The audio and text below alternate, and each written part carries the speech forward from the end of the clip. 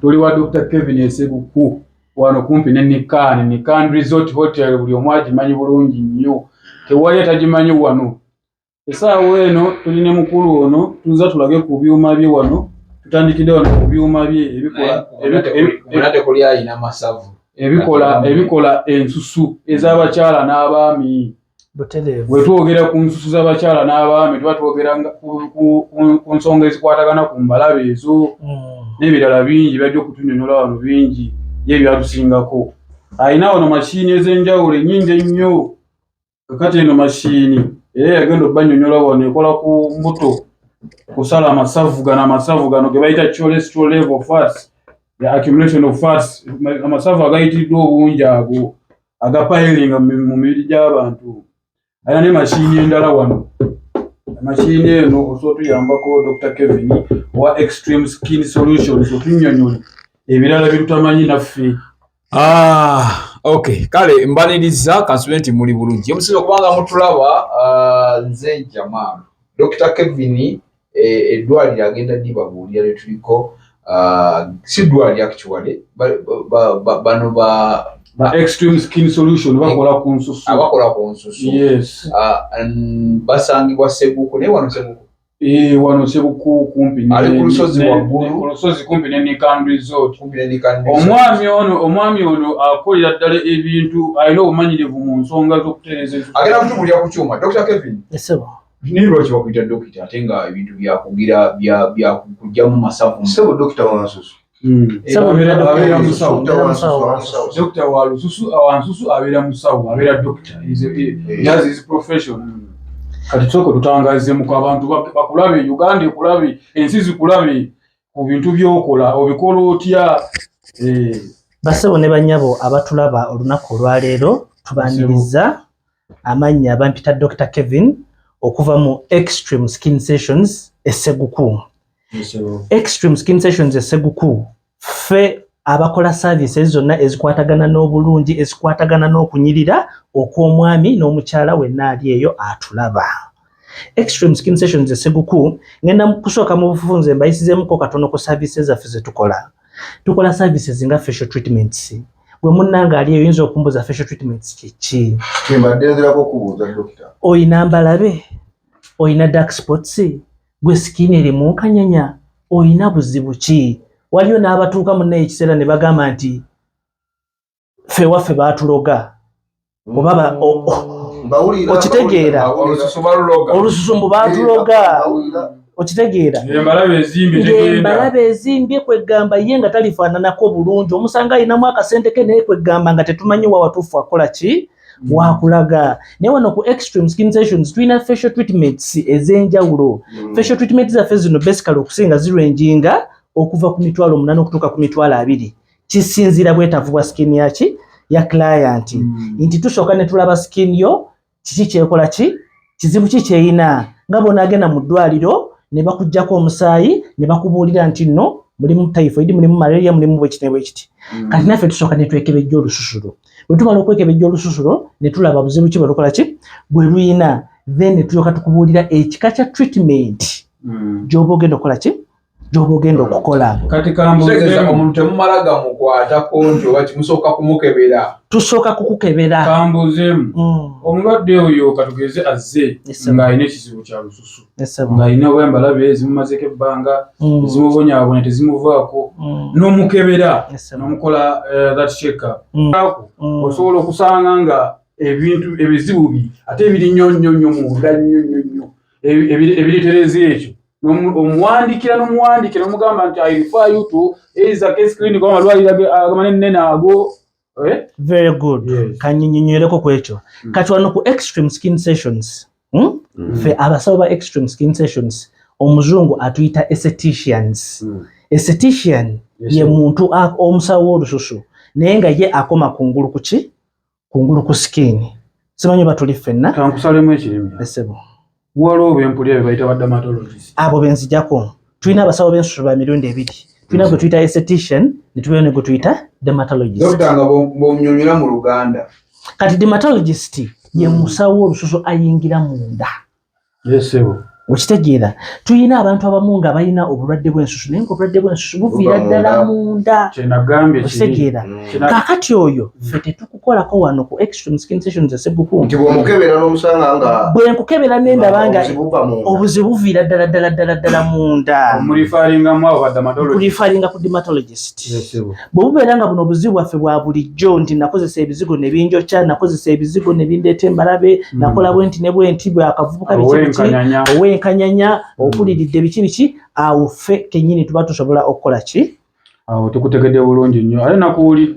nakuwulirako ng'ogamba nti mukola ne boot lifting kusitula obubina bw'abakazi ekyo mukikola mutya kakati abakyala abaliyo bannange omulembe gw'okwambala obubina gwaggwako ate abasajja b'ennaku zino tumanyi bagula ziregingi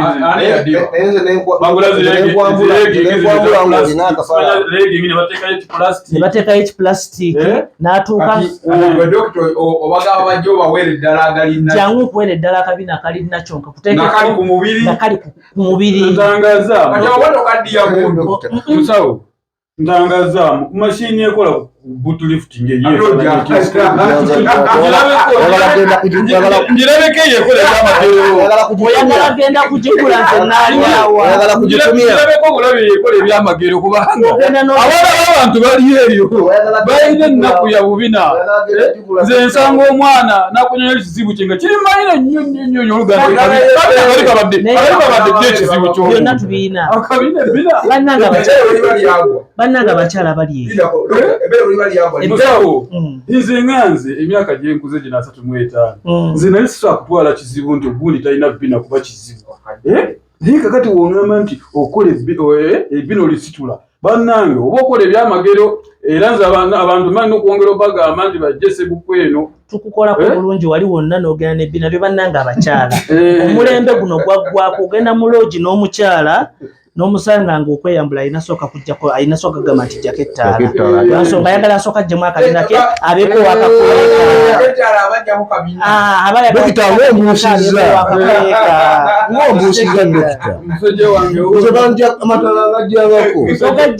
aba alina omuntu w'abakyala ye kati ensonga ogitegedde kwegamba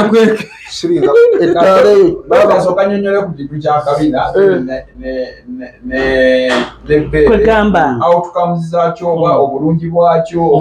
njagala kubuuzaayo tuke tuveeyo mu kabina asooka nnyonnyola ekyo njagala abantu webanyonyole oba ogambye nti osobola okukyusa endabika y'omuntu tubika akabina n'okakyusa ne kadda ku level omuntu yenna eyali yagadde tekayina a long run side effect. Do you understand when I say a long run side effect? Nti wayisewo emyaka kubanga kuwulira abazungu eyo simanya Nicki Minaj simanya yakoze akabina simanya yakyusiza kino Lil Wayne tumuwulira yabadde kansa muyimbi mu America eyo simanya kukyusa kino kwagala kukyusa eyo nakyusa omulala tebiina a long run side effect kubanga kyemmanyi yadde bili connected to a machine simanya lifting era wabawo ne chemicals dagala ebizigo bemba mukozesa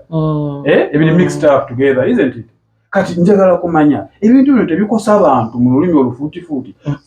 gye bujja mu maaso eyo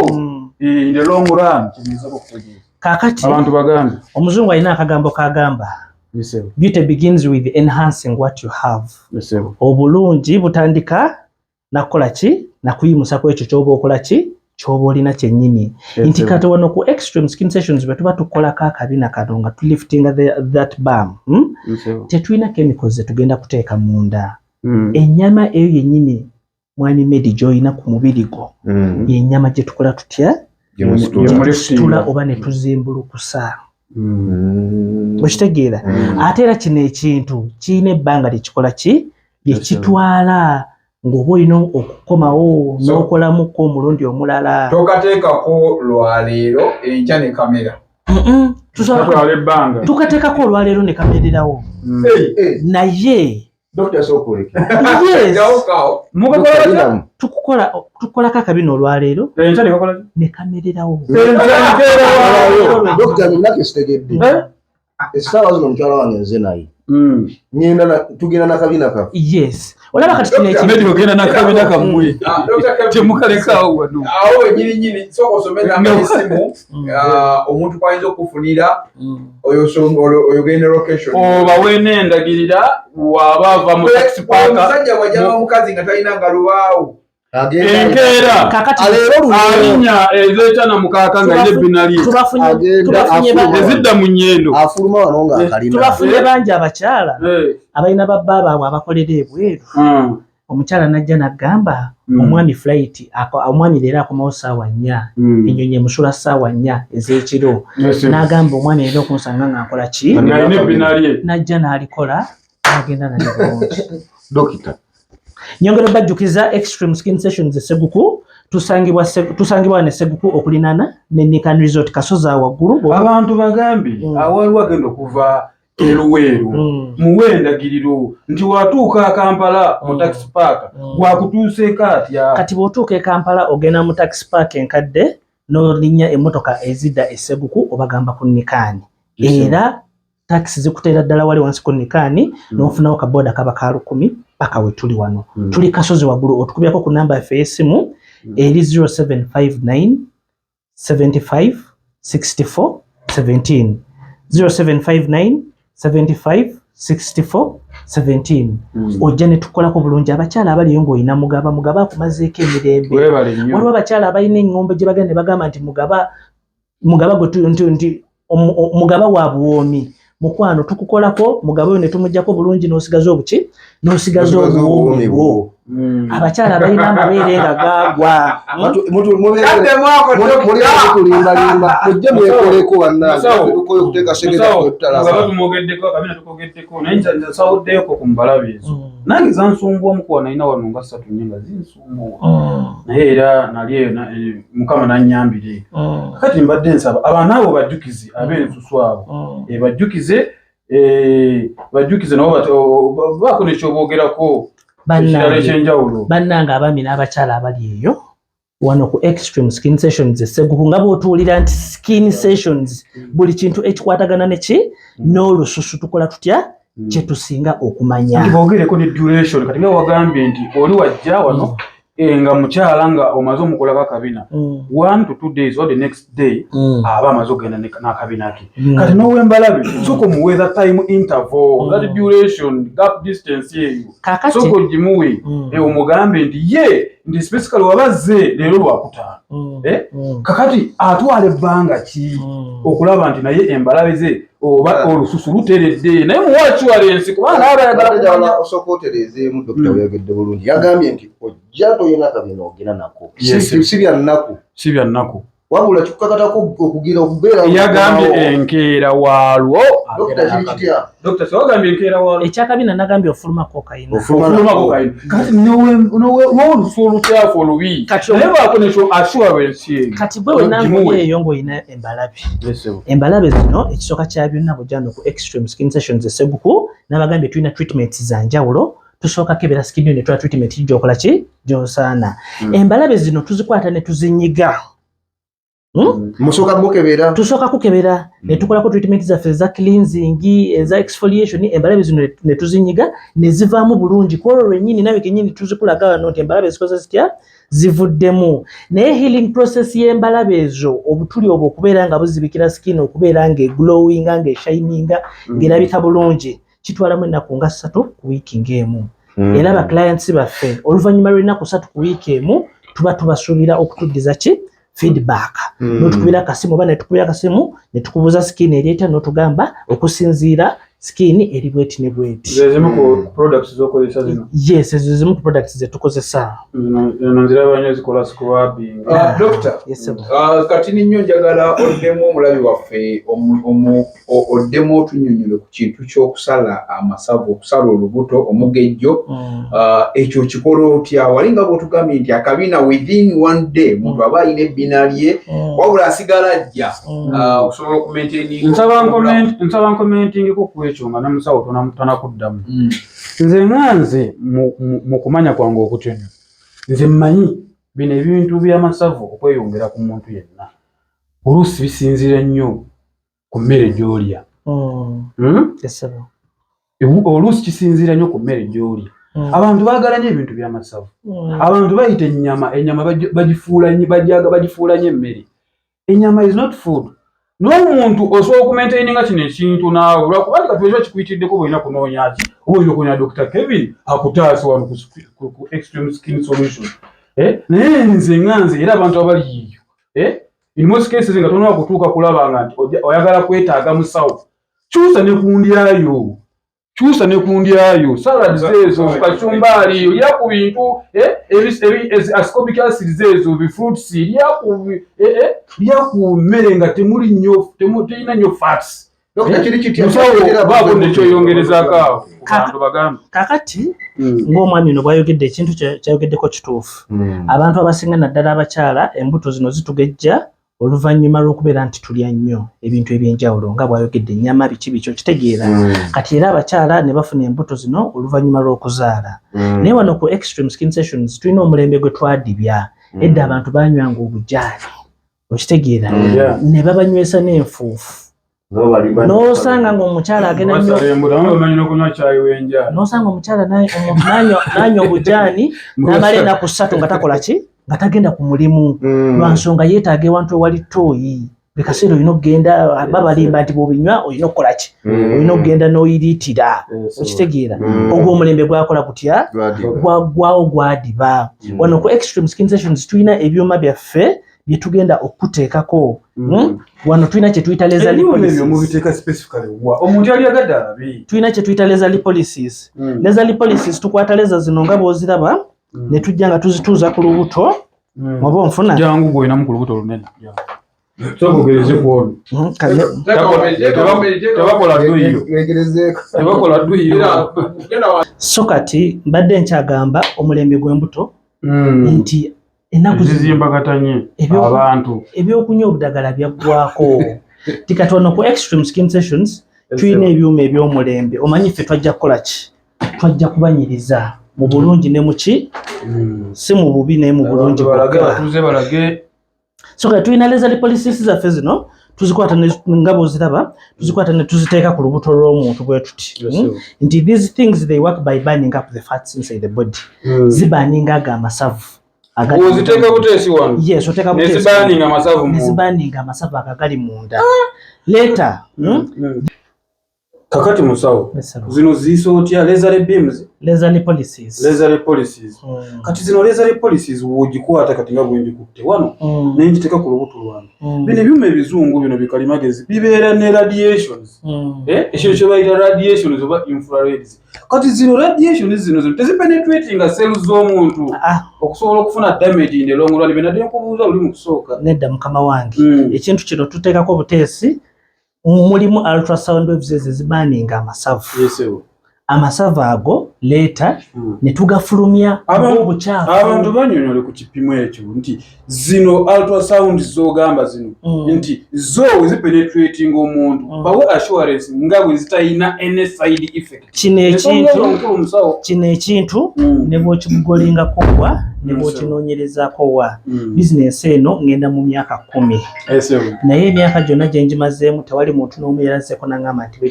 bwekiti. Nina n'abakyala be nali nkozeekoko essaawa zino nga bali mbuto. Kitegeeza tukukolako osobola okuddamu n'okola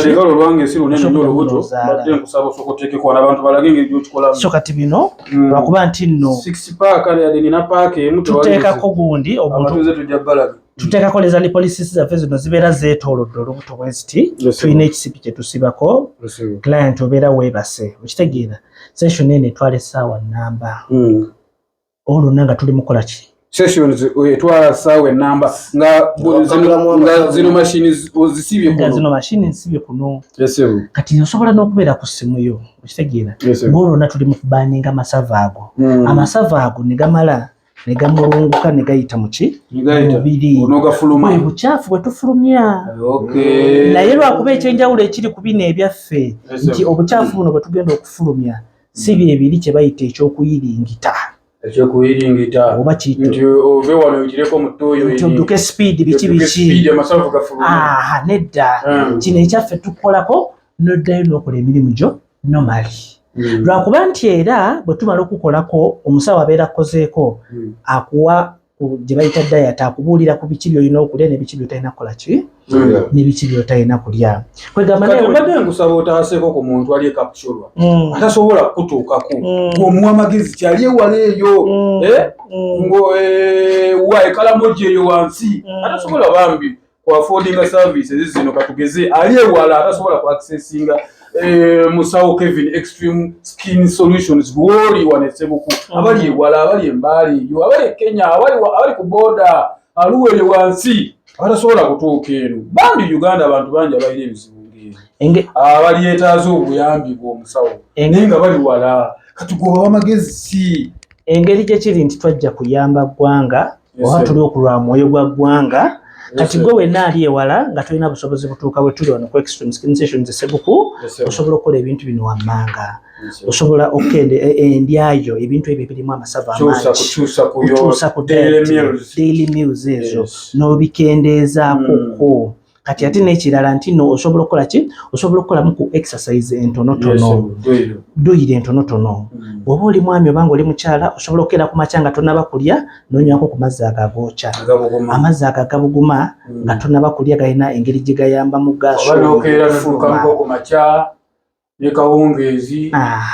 nti kati buli lw'ofulumya entuuyo ezo oba ofulumya bukyafu oba ofulumya masavu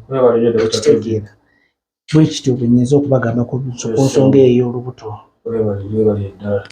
Kaakati nenzirako katono ku bakyala abaliyo nga mulina amabeere nga gaagwa bannanga abasajja bayonsa amabeere n'ate bataata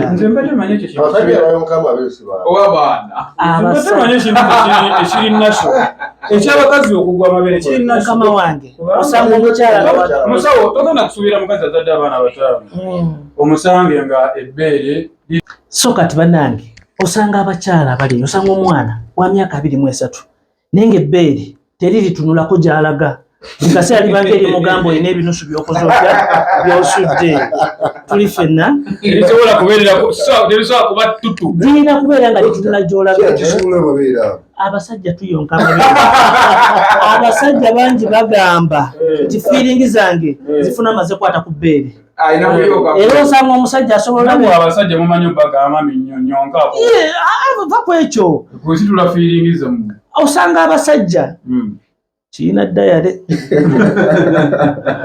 naye nga bannanga abakyala baliyo temugenda kugaana abasajja kola ki kuyonka amabeere lwansonga wetufunire obwagazi bannange wetufunire obwagazi abasinga naye ng'ebbeere lino bannange nyongera bajjukiza ffe tetukendeeza mabeere naye tugasitula ate abalina amanene sigala nalyo kyekyo kye nagambye nti wano ku Extreme Skin Solutions Ssebuku kye tutakola tugamba nti kyo tetugenda kukola ki tetusobola tetugakendeeza ffe tusitula busi tuzibbeere nebeera nga litunula gy'olaga so si kubeera nga ligamba nti olina ebinusu eddagala kyeryo kakati wano ku Extreme Skin Solutions Ssebuku nga bwe nabagambye nti ebintu byaffe ebisinga byonna tukozesa ki tukozesa byuma kati ogenda osangira omuntu agenda okugamba nti ebyo bireeta kansa biki mukwano obwo bubeera butakola ki butamanya okitegeera naye singa obeera oguga olinzeko ko noonoonyako ku bintu ebimu nti kati wano tulinawo Vmax ze tukozesa Vmax zino tuzikwata ne tuziyisa ku bbeere kino ekintu kikola mu ngeri y'emu nga bw'olaba kiri ekyaki ekyolubuto tukwata ebbeere lino tulina oyo ze tusiigako netukola tubeera nga tuyisaako muno mulimu radiations ne waves ezivaamu ezigenda ne zipenetratinga munda ezibeera nga zisitula ennyama eyo ennyama n'esituka naye ekintu kino era mukwano gwange ali eyo obadde n'ebbeere lyo omazina ly emyaka 2 lyagwa tosuubira nti n'ebbeere lino tugenda kukolako session emu likole litya musawo okakasa welisi tukateriddamu kugwa digenda kuddamu ligolo nsonga bagenda kuddamu bakuyonge katikitukira bbanga ki ate eriddamu ddi okugwa kakati omukyala wenna ali ebbeere lino bwe tukolako sessions basically zibanga sessions 2 ku sessions 3 oluvannyuma lwa 2 weeks a 2 weeks time interval muntegeera naye nti wano ku Extreme Skin Solutions ogenda okukomawo in for another session ng'olwedde olabawo ki kati musawo amagezi g'omuwa basajja gana kuddamu kumuyonka amagezi genkuwa mukwano ekyokuzaala kyo sigenda gamba nti tozaala zaala lwa nsonga baatusindika ffenna tuzaale tukole tutya twale naye ekyokuyonka omwami oyo akuyonsa ebbere mugambe bw'amala oddiyonka akuwe ku ssente zigenda okujja ku extreme okola ki tobaseera nyaabo naye nga amabeere gano tugakolerako emitwalo gibeera 10 ku mitwalo 15 session ebeereyo banange musawo Kevin o extreme skin solution nkusaba abantu bano bongere enamba y'essimu. Enamba yaffe y'essimu eri 0759 75 64 17. Zene ku bina. Bannange abakyala balina ebinnya by'omu bubina. Aha. Osanga omukyala ng'alina ekinnya ng'osobola ebinnya ki ekibireeta? Ebinnya bino ate kati ffe abasawo abamu ababisomyeko ebinnya bitya sooka otangaze waliwo ebinnya abamu bakubwa empiso tutegeeza ebinnya by'empiso yes bino ebakuba wano ate zino si mpiso za kaakati era abakyala bannaye mulekerawo okulimba emyaka nze omukyala bwe nkusanga ng'olina ekinnya manyirawo bw'oli wa 108 okitegeera abakyala ab'omulembe ogwa 1995 awo okudda waggulu toli basanga na binnya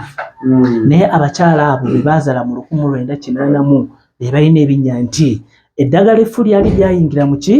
ggwanga ne babakuba empiso lye bayita erya kwiniini ne lireeta ebinnya babakubanga kwiniini oyo yaleeta ebinnya nti osanga omukyala ng'alina ekinnya ng'osobola okiyiwamu amazzi ne geeregama n'okweregama n'osanga omukyala ng'osobola oyiwamu juice n'oteekamu n'akaseke n'okola ki n'onywa nga gyali naye aba teyeeyagala osanga omukyala bana ekizibu ennaku zino osanga omukyala nga jangu ku extreme skin sessions essebuku tuziyita bum dimple removals ate bum dimple tuba tukirungiiza naye nga kyandibadde bum holes osanga omukyala nga talyambalako kagoye kali tight lwansonga bw'akambala ebinnya biba bikola bitya biba birabika omukyala taligendako ku swimming pool taligendako bw'osanga omukyala ng'alina ekinnya omanya mukaddemu omanya alumba 3 kati eddagala eddaku zino wa myaka mingi omanya nti kati abate nakutonda bakyamera binnya lwansonga eddagala eriri mu ggwanga tuufu liri ali ddagala lya mulembe guli oba guyite ki analogo era bwe nkusanga ng'olina ekinnya ne bwe mbaba ngenda paakinga nsigala ngenda maaso manya olumbaasa omukyala oyo ali Mbale ali Arua ali Karamoja ali Gulu ow'ebinnya kati ow'ebinnya ali Masaka kati akulaba ow'ebinnya badde nsaba muwa amagezi ow'ebinnya sina magezi ge ngenda kuwa okujjako kwate kubona okola otya n'ojja enamba yaffe eri 0759 75 64 17. Okay, musawo mbadde sabanga tumaliriza esimu egundi eriwaji gyewandaze list eyo at least okisomekoko abantu bamanye mulimu ebirala byoyogedde nga waliwo ebisinga ku ebyo bibasomerekoko byokola services zo bazimanye zibasomere mpolampola emukwemba kati wano ku extreme skin sessions tulina services nyingi nnyo services ezisinga kati ngeza facial treatments tulinamu ebika nga bwe nabagambye nti tulinamu kanomo facial treatment ng'oli skin yo terina buzibu naye nga bweyandyetaazeemu ka deep cleansing tuli fena nti kati tulina facial treatment eya normal facial treatment tulinawo ezaabo abalina dark spots facial treatment zaabo abalina embalabe ezaabo abalina enkanyanya olina buzibu ki ne skin yo jangu wano ku extreme tukukoleko bwe tuva ku facial treatments tuze ku bakyala abalina mugaba bannanga abakyala mugabe ennaku zino takyaweesa mukama kitiibwa omukyala akweyambulira n'olaba ekisaanyi ekitambula ku kisambi kye kumbe mugaba tuli fenna mugaba abakyala gy'oluvannyuma lw'okuzaala oluvannyuma lw'okwesa ebizigo eby'enjawulo n'oluvannyuma lw'ogaininga weight oba guyita omugejjo ebyo byonna tukolako ekyema ekyo tekirina buzibu naye nga abakyala bannange mulekerawo okwefeebya nti nze ndi mukyala nazaalako sikyanyirira tukukolako obeera n'abaana osanga omukyala nga alimu ebigwo ebyo naye ng'akola ki ng'anyirira ebigo kitegeeza abaana 5 enzaalo 5 fe enzaalo tuziyita bigo tubikabikkako okitegeera musawo nga bwe tumaliriza tweyanziza nnyo okutulaga ku obumanyirivu bwo tugenda kudda abantu tubabuulire ebiki ebirala byoyongerako obaoliawo oyongere okusomesa infact tubadde osomesa ggwanga ate era tulifunayoko n'obudde ne tubalagako ku service zaffe nga tulina omuntu gwe tukolako kati nga facial treatment nemulaba ebintu ebyo tacha engeri gye zikola zitya gye zitambulamu ne tugenda nga tubanyonyola kamu ndagiriro ng'atuuse mu Kampala mu Kaddaawo bw'otuuka mu Kampala ofuna taxi ezidda Esseguku ku Nikaani bw'otuuka ku Nikaani resort waliwo awo akasozi around about emabega waliwo akasozi oyambuka ku topu y'akasozi ekizimbe kiriwo kyokka oba osobola tukubirako ku simu yaffe 0759 75 64 17 ne tubeera nga tukulagira oba ne tubeera nga tukola ki nga tukukima eriyo ne bana abantu nti nze ninamu akasente kange enyiza okgenda ndi serebu ne bandaba biki tukola zetuyita home services tuzikola obooking appointment tulinawo bulungi entambula yaffe mashini tuziteekamu bulungi ate n'ekirala abakyala abali eyo n'abaami abali eyo temwesitala kujja oyinza ogamba tuyinza otuuka awo abasajja ne bakola ki ne batukwana ne batukwatira biki bw'oba nga toli comfortable na musajja kukolako tuyina abakyala abakukolako n'omusajja bw'oba toli comfortable na mukyala era tulina ki lwakuba nti abasajja bannaffe ennyongero bajjukiza nti tetulina bintu byaki bya buseegu nti togenda tuuka wano ng'oyagala kumaliriza kukolako nti ogenda maliriza bakoleko weegatte n'omwana ekyo tetukola ki tetukiyina just tudelivaringa service nga bwe tulina tweyanzege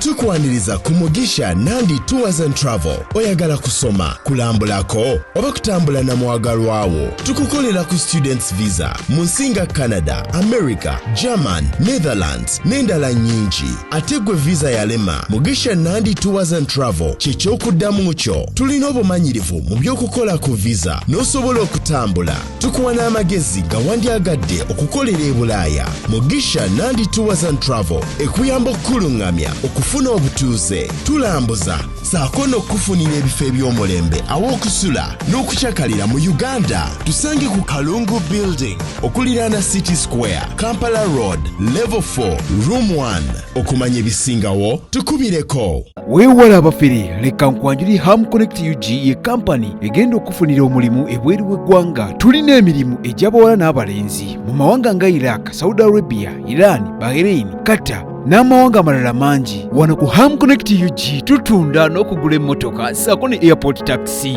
Gwe omwana ow'obuwala olina passport oba tolina, jangu ku ofiisi zaffe. Ham Connect UG emirimu gy'abalenzi nagyo tugirina nga ba security guards, ba cleaner, ba housekeeper. Gwe ayagala okumanya ebisingawo tusange ku FB Tower Building ewa Bakuli room number C03 oba tukubire ku namba z'essimu zino noti 75938386 ne noti 7551559193. Fe aba Ham Connect UG